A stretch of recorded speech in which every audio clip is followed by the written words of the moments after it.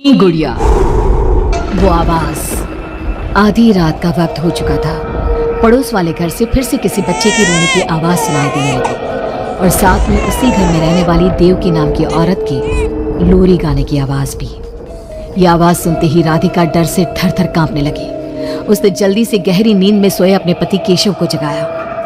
केशव उठो, देखो ना, फिर से किसी की लोरी गाने की आवाज आ रही है बाजू वाले घर से। क्या हुआ राधिका, क्यों परेशान हो रही हो? अरे कोई आवाज नहीं आ रही यार। लेकिन अभी बस 2 मिनट पहले तो देव की लोरी गा रही थी और एक बच्चा रो रहा था। अरे कोई मूवी देख रहा होगा, उसकी आवाज होगी। देवकी और उसके पति मोनिश ने बताया ना कि उनके बच्चे नहीं होते। उस घर में कोई बच्चा नहीं है। अब ना तुम भी सो जाओ और मुझे भी सोने दो।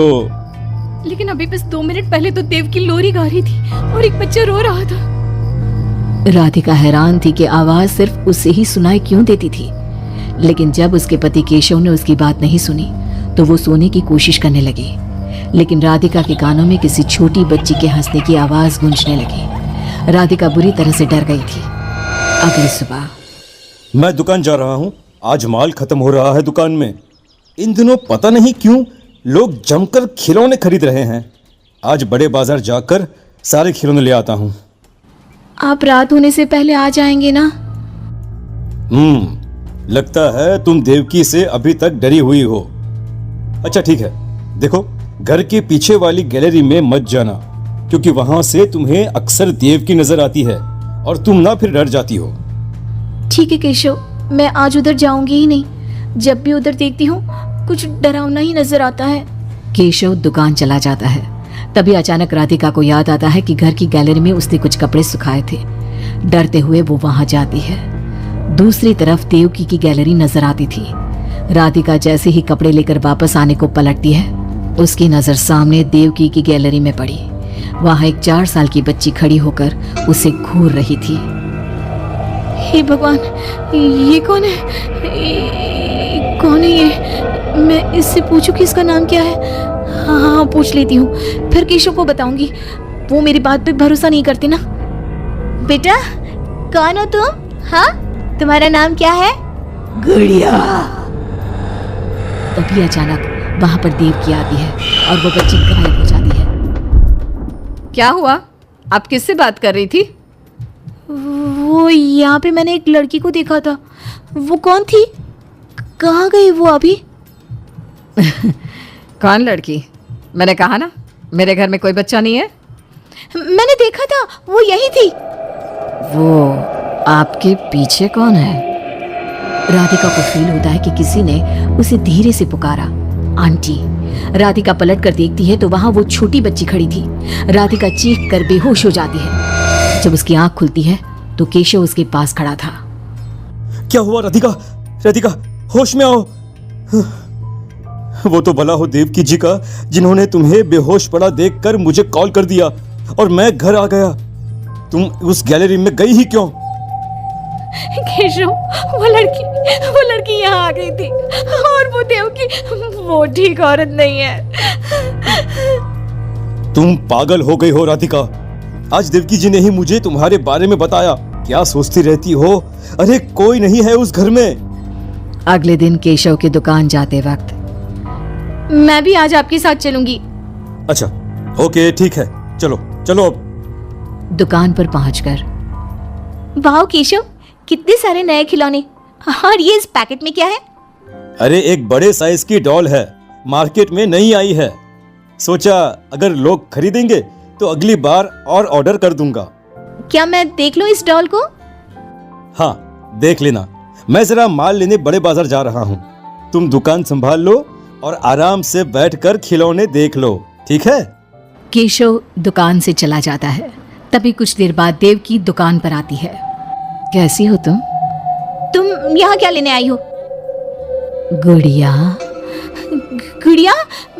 मेरा मतलब तुम गुड़िया का क्या करोगी? तुम्हारे घर में तो बच्चे। तुम मुझे गुड़िया दिखाओ, बस बड़ी वाली गुड़िया। राधिका घबराते हुए बड़ी डॉल का पैकेट खोलती है। बिल्कुल ऐसी ही डॉल चाहिए। आज वो खुश हो जाएगी इसे देखकर। कौन कौन खुश हो जाएगी?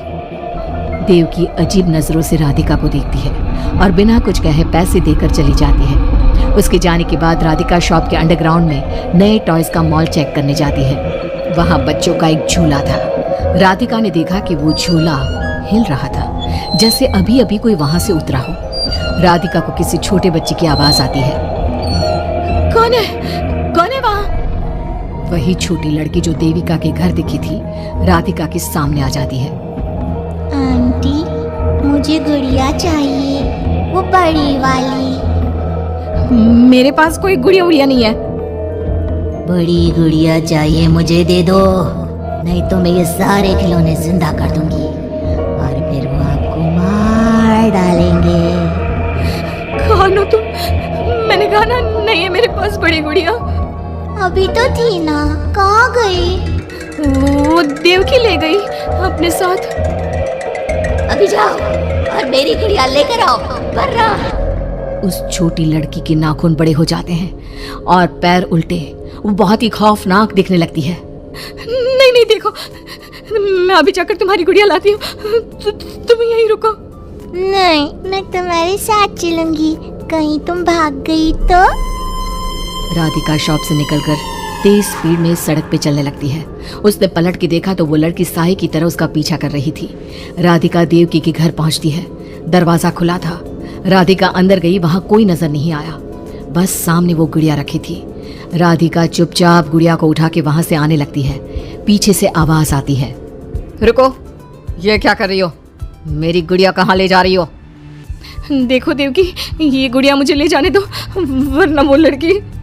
ओह, तो उसने तुम्हें डराया। उसे तो मैं बुलाती हूँ। गुड़िया, जरा यहाँ आना बेटा। मम्मा, क्या हुआ? मेरी लाडो गुड़िया को बहुत पसंद है। देखो ना, 10 साल की हो गई, अब तक डॉल से खेलती है। ये तो वही लड़की है, और ये 10 साल की नहीं 5 साल की है। हाँ, लेकिन जब उस कार एक्सीडेंट में मर गई तब 5 की थी, अब तो 10 की हो गई है ना। मतलब ये मेरी बेटी है और मरने के बाद भी मेरे साथ है। इसे ना लोरी सुन के ही नींद आती है और डॉल्स इसे बहुत पसंद है। राधिका बुरी तरह से घबरा के भागती है। भागते भागते मेन रोड पे आ जाती है। वहीं उसका एक्सीडेंट होता है और उसकी मौत हो जाती है। उधर राधिका की मौत के बाद केशव को पास वाले घर से बच्चे के रोने और लोरी गाने की आवाज सुनाई देने लगती।